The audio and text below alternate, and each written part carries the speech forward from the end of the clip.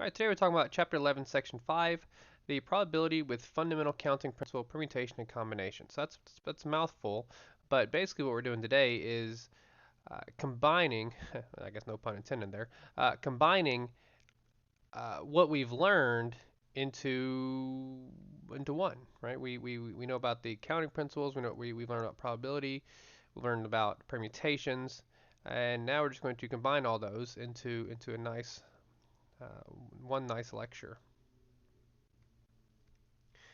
And honestly, it honestly jumped straight to example one. So I guess we'll just put example one with the opening of the section. I don't really want to have chapter five, or I'm sorry, section five of there by itself. Alrighty, so example one reads: We return to the six jokes about books by Groucho Marx, Bob Blitzer, Stephen Wright, Henry Youngman, Jerry Seinfeld, and Phyllis Diller. That opened. Suppose that each joke is written one. I'm sorry. Suppose that each joke is written on one of six cards. The cards are placed in a hat, and then six cards are drawn, one at a time. The order in which the cards are drawn determines the order in which the jokes are delivered. So, what is the probability that a man's joke will be delivered first and a man's joke will be delivered last? Okay, so going back, looking at the names, all right, the names Groucho Marx, Bob Blitzer, Stephen Wright, Henry Youngman, and Jerry Seinfeld, those are all male names, and Phyllis Diller is a female name, right? But just in case that doesn't stick with you, here we see Groucho Marx in the bottom left, Bob Blitzer, oh my goodness, Bob Blitzer, Stephen Wright, Henry Youngman, Jerry Seinfeld, and Phyllis Diller. So we do indeed have five men and one woman. So we want to figure out what is the probability that a man's joke will be delivered first and a man's joke will be delivered last. Okay, so we let's see. Okay. So we want to know the probability. Let's put probability of a man delivering joke first and last over just the probability of all of them. Okay, and let's put it like this: the probability. And again, this is just weak notation, just so I can put my thoughts in order. All right, and this is how we're going to do all of our problems. We're basically doing the probability of whatever event is occurring, and we're dividing it by the total probability or the total possibilities. Okay, or you know what? Well, P is good for this. It's permutations. Let's put. You know what? That'd be fine. All right, so what's the probability of a male joke going first and last, and the probability of all of them? Okay. Well, first of all, let's go ahead and revisit the probability of all of our jokes here. Okay, so the probability of all of our jokes, all right, that's going to go on the bottom. Okay, because again, we're dividing by that possible number. Well, if we recall, there were six choices, six jokes, and it was just six factorial possible choices for the jokes, the possible orders, the permutations, right? And 6 factorial was 720. Okay, so we've already got half of our problem here, and this is how each and every single problem with the possibilities, right? Let's see, yeah, there we go. Probabilities, sorry, probabilities is a better word. With the probability problems that we're going to have. We're going to have the possible outcomes on the bottom, and the numerator, that's the one where we have to just kind of think just a little bit about, all right, well, what are my possible outcomes here? So, if we wanted to try and have uh, a male joke first and a male joke last, well, we're going to do our fundamental theorem of counting here. Okay, so uh, whenever we're trying to figure out, how many possible first jokes there are, so let's go ahead and do that. We'll put this blue. So first joke, second joke, third joke, fourth joke, fifth joke. There's six people, so sixth joke. Okay. Well, in that first slot right here, it needs to be a male, right? It needs to be a male joke, a male comedian. Okay. Well, how many possible male comedian jokes could there be? Well, there's 5 males, so we're going to put 5 here. Okay. Next up, what we do is we're going to come all the way down here to the other side, right? And we're trying to figure out, other possible male jokes. Well, there are 4 possible jokes because the jokers, I don't know, jokes from a male. Because if we use those 5 possibilities in the first time, then there must be 4 possibilities for the last time. Okay.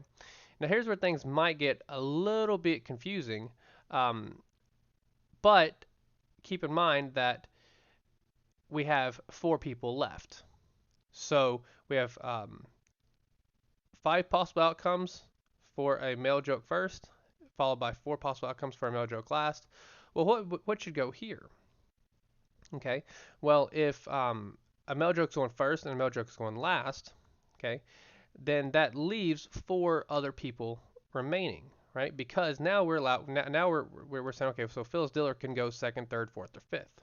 So there are 4 possible not outcomes, but 4 possible um, jokes here, followed by 3, followed by 2, followed by 1.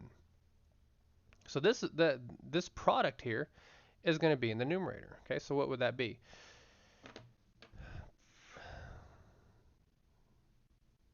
5 times 4 times 3 times 2 times 1 times 4. So 480. So there are 480 possible ways that we can have a male joke going first and a male joke going last. Now, of course, this can be reduced. So let's go ahead and trim this down a little bit and reduce it.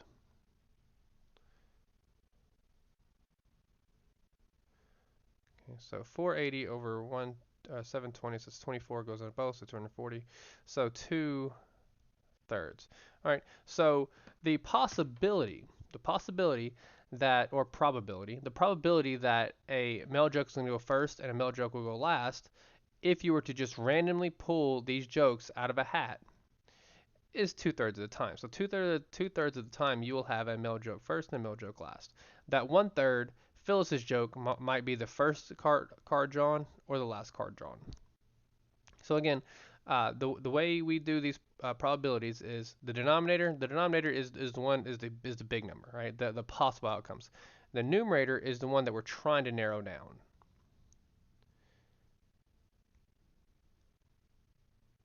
Okay, so let's talk about the lottery here.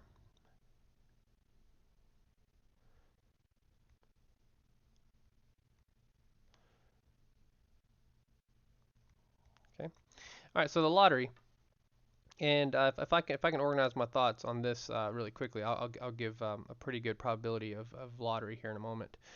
So the Powerball is a multi-state lottery played in most U.S. states. It is the first lottery game to randomly draw numbers from 2 drums. The game is set up so that each player chooses 5 different numbers from 1 to 69 and 1 Powerball number from 1 to 26. Twice per week, 5 white balls are drawn randomly from a drum with 69 white balls numbered 1 to 69, and then one red Powerball is drawn randomly from a drum of 26 red balls numbered 1 to 26. So a player wins a jackpot by matching all 5 numbers from the white balls and in any order, yeah, and then matching a number on the red Powerball. So with one $2 Powerball ticket, what is the probability of winning the jackpot? Okay, so the way we're going to do this is, first of all, we're going to figure out how many possible outcomes there are. Okay, so we have to figure out um, the total number of possible outcomes. And actually, the numerator might be is the easiest one here because we're only drawing we only have one ticket. But anyways, so we need to go back to our combination not theorem formula, and because we don't care what the order is, right? So we're going to go back to our combination formula, and our combination formula, if you recall, is C, and then N is the total number, and then R is the how many we take, and then the formula was, we'll do denominator first.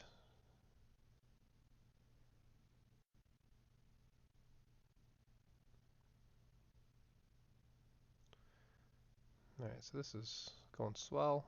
Here we go.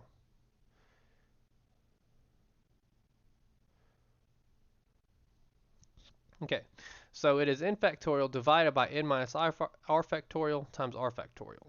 Okay, and in this particular example, let's first start with the 69 white balls. All right, so if there are 69 white balls, that is the total number of white balls, 69.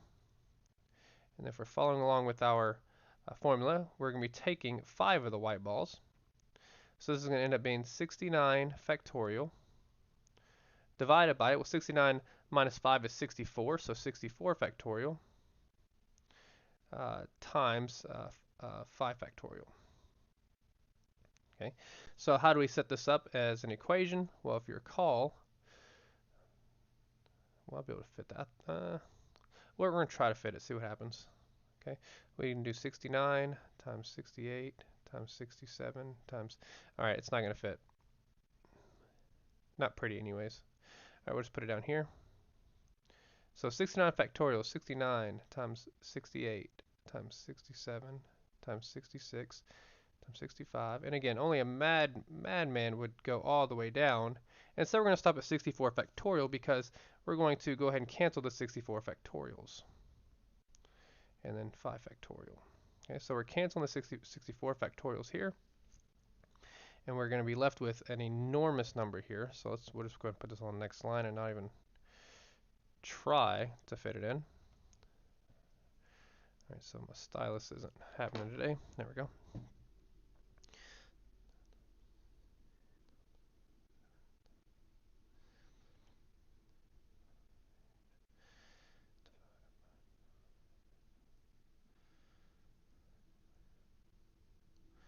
All right, so I get 1, 1, 2, 3, 8, 2, 3, 8, 5, 1, 3.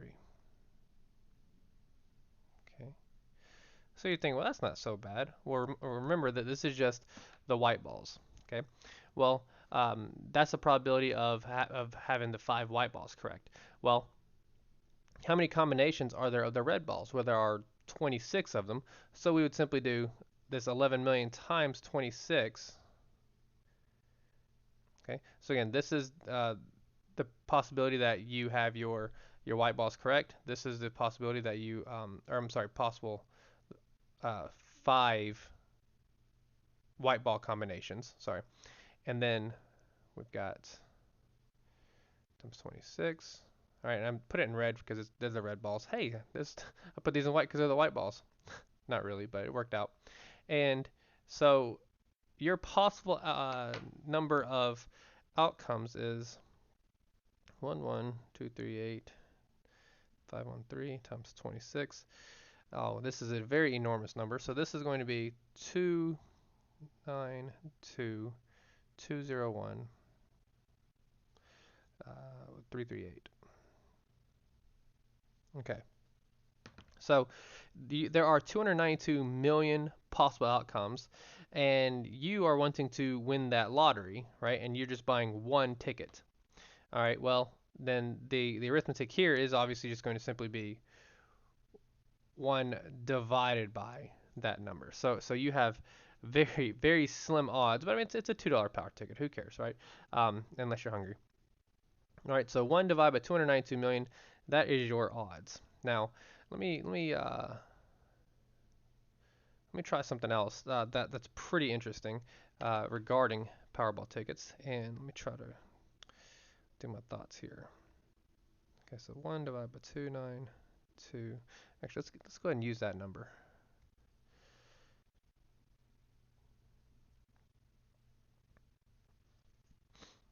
Okay, so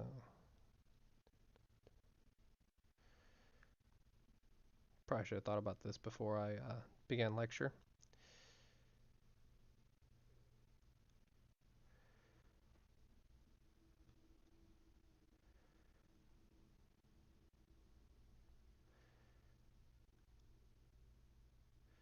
Okay, so using that particular number of 292,201,338. Right, that means you have a uh, 99 point 1, 2, 3, 4, 5, 6, 7. And then we're just going to go, so 1, 2, 3, 4, 5, 6, 7. And then 6, 5, 6. We'll just do 6, 5, 6. Okay, so you have a 99.9999999656 chance of not winning the lottery. Okay, so that leaves, let's do,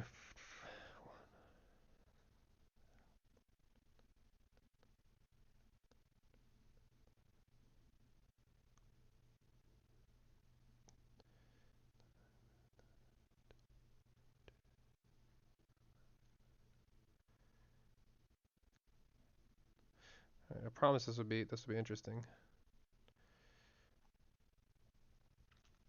So that leaves a 0 point, let's get, I'm going to go 1, 2, 3, 4, 5, 6, 7, 8, 9, 10.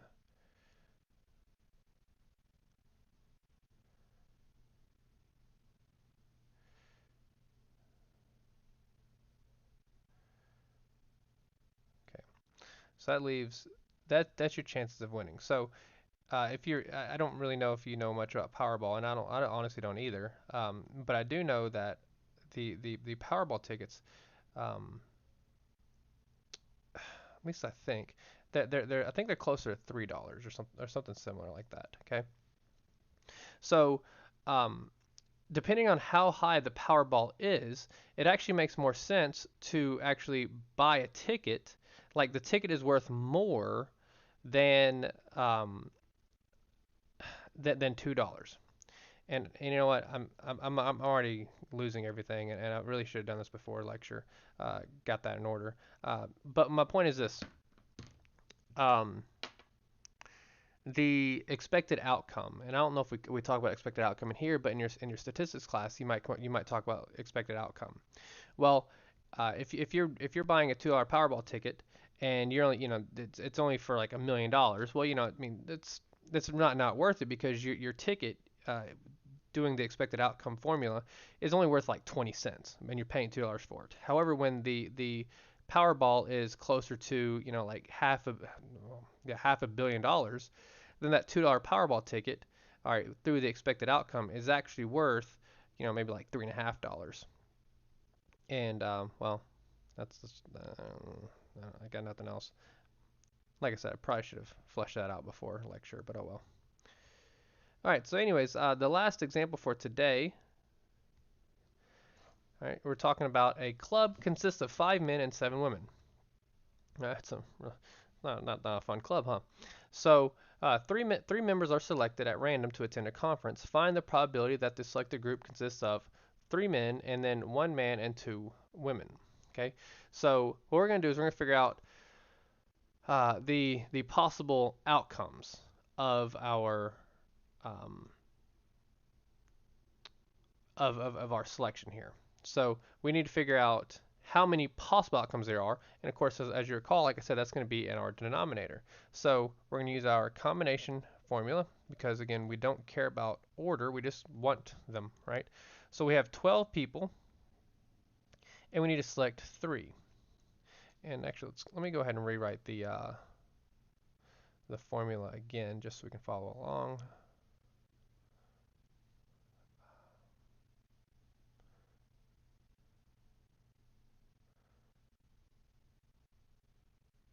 Okay, close enough. All right. So we have 12 people, seven women and 5 men. So we have 12 people, and we're trying to select 3.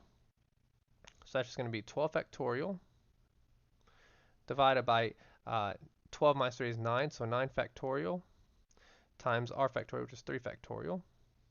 And of course, we know that we can write this as 12 times 11 times 10 times 10 times 9 factorial. And then we have the 9 factorial on here, and we can cancel out that 9 factorial. So our possible outcomes will be 12 times 11 times 10 divided by 3 factorial.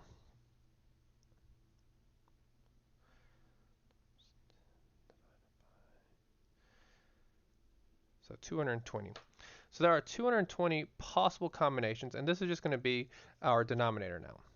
Okay, so this is going to be our denominator of our possible outcomes, and then we can just basically put in, the odds of A and B as a numerator and figure out our possibilities here. Okay, so we're wanting to know for A, 3 men. What is the probability that we select 3 men? Okay, well, what is the probability that we select 3 men? Well, if we have again using the same formula, let's do a different color now. All right, so we're going to have, there are 5 total men. Again, order doesn't matter, so we're going to use the combination formula here. And this is, pretty sure we can probably do this in our head. 5 minus there's 2 factorial times 3 factorial. And so we can do, honestly, in fact, we can cancel out the 3's this time. So 5 times 4 times 3 factorial over 2 factorial times 3 factorial. That's, like I said, 3 factorials will cancel. So we have 20 divided by 2 factorial, which is 2. So 20 divided by 2 is 10. So we have 10 possible ways that we can have 3 men. And so what is that probability? Which is going to be 10 divided by my total probability of selecting our people here. So 10 divided by 220 is going to be A. And let's see, where should I put that? We'll put it over here. So A is going to be 10 divided by 220, or in other words, 1 out of 22? Okay. So that's the probability of 3 men. Now we got to figure out one man and 2 women. So we're going to figure out the possibilities of having 1 man, and then probabilities of having 2 women. So we're just going to have to use that combination formula again. So let's go ahead and roll that out. So we're going to have, okay, so we're going to do the men first. So we're going to have, there are 5 possible men, 5C1 here. So that's going to be 5 factorial over 4 factorial times 1 factorial, which that doesn't really matter. So let's go ahead and, well, let's put it there just for consistency's sake. Okay, we know the 4 factorials end up canceling, so we end up with just 5. Okay, so that's the men, and then the women is, we need 2 women. So on this committee we have 7 choices of women, and we want 2 of them.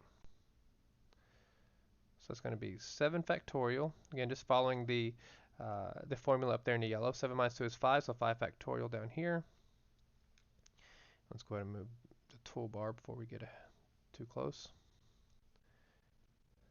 Okay, and then 2 factorial. So same procedure here. We can just do 7 times 6 times 5 factorial. We're going to end up canceling the 5 factorials times 2 factorial.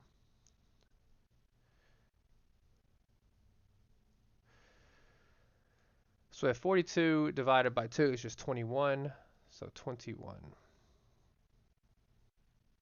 Okay, so this is not our solution yet. All right, so again, we're wanting 1 man and 2 women. Well, what is the probability, or what's the combination of 1 man? Well, there are 5 combinations. Okay, and then we multiply that by the combination of 2 women. Well, that is 21. So it would be 5 times 21, or in other words, 105.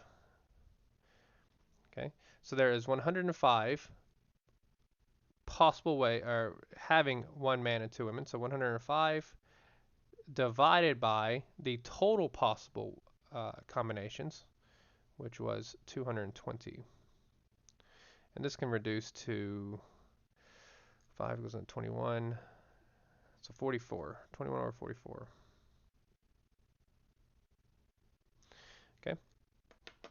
Anyways, that does wrap up today's lecture, and it's I guess if there was a summary here, it's everything that we've been doing, except in this particular case, we're now figuring out the probability of our combinations and our permutations.